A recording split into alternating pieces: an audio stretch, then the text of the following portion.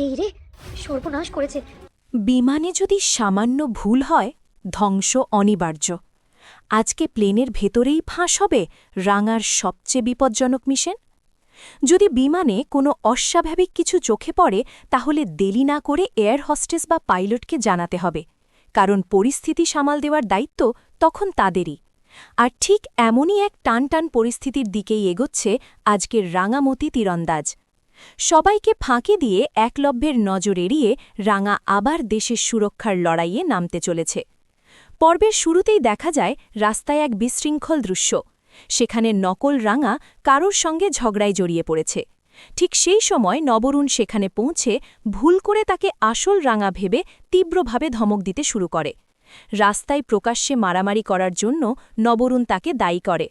নকল রাঙা বোঝানোর চেষ্টা করে যে সে কাউকে মারেনি, কিন্তু নবরুণ নিজের চোখে সব দেখেছে দাবি করে তার হাত ধরে জোর করে বাড়ির দিকে টানতে থাকে।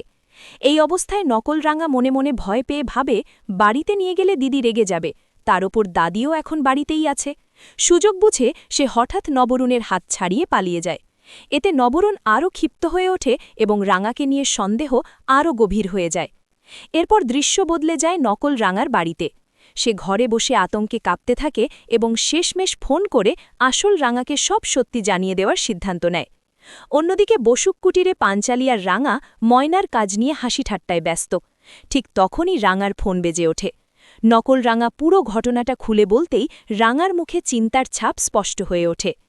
এরপর নবরুণ সেখানে ফিরে এসে রাঙাকে দেখে অবাক হয়ে বলে, তুমি তো আগেই বাড়ি চলে গিয়েছিলে, আবার শাড়িও বদলে ফেলেছ। পাঞ্চালি প্রশ্ন তোলে, সকালে হঠাৎ শাড়ি বদলানোর দরকার কি ছিল? তখন নবরুণ সবাইকে জানায় রাঙা নাকি চায়ের দোকানে গিয়ে কয়েকজনকে মারধর করেছে।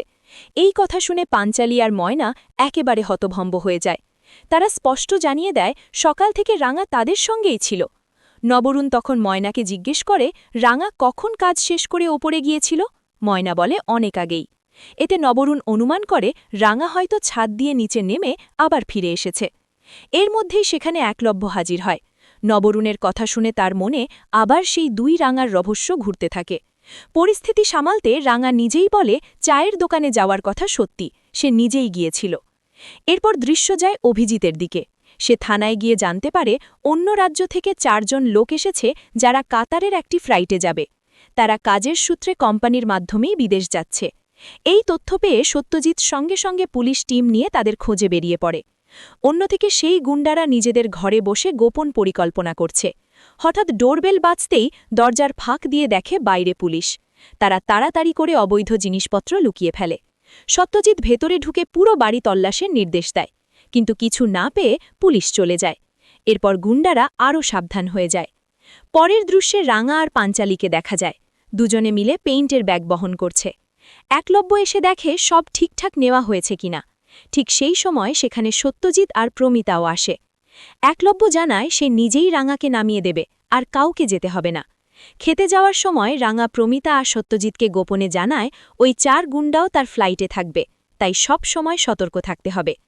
এরপর দেখা যায় টেররিস্টদের আস্তানা। তারা ব্যাগ গোছাচ্ছে, কিন্তু অস্ত্র কিভাবে প্লেনে নেবে তা নিয়ে চিন্তায় পড়ে যায়। তখন বস একটি ব্যাগ দিয়ে বলে সবকিছু এর মধ্যে ভরে ফেলতে। হঠাৎ সেখানে এক এয়ার হোস্টেস ঢুকে পড়ে। টেররিস্ট বস জোর করে ব্যাগটা তার হাতে ধরিয়ে দিয়ে বলে প্লেনে উঠে সাবধানে তার কাছে পৌঁছে দিতে। ব্যাগ খুলে অস্ত্র দেখে এয়ার হোস্টেস ভয়ে কেঁপে ওঠে এবং কাজটা করতে অস্বীকার করে, কিন্তু ভয় দেখিয়ে শেষমেশ তাকে বাধ্য করা হয়।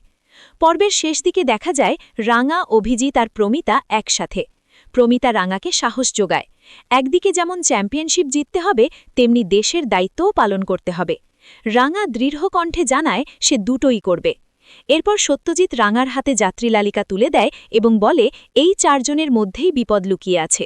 যদি প্লেনে কোনো অস্বাভাবিক কিছু বোঝা যায়, তাহলে সঙ্গে সঙ্গে এয়ার হোস্টেস বা পাইলটকে জানাতে হবে। এই উত্তেজনাপূর্ণ মুহূর্তেই আজকের পর্ব শেষ। পরের পর্বে কি হবে সেটাই এখন দেখার।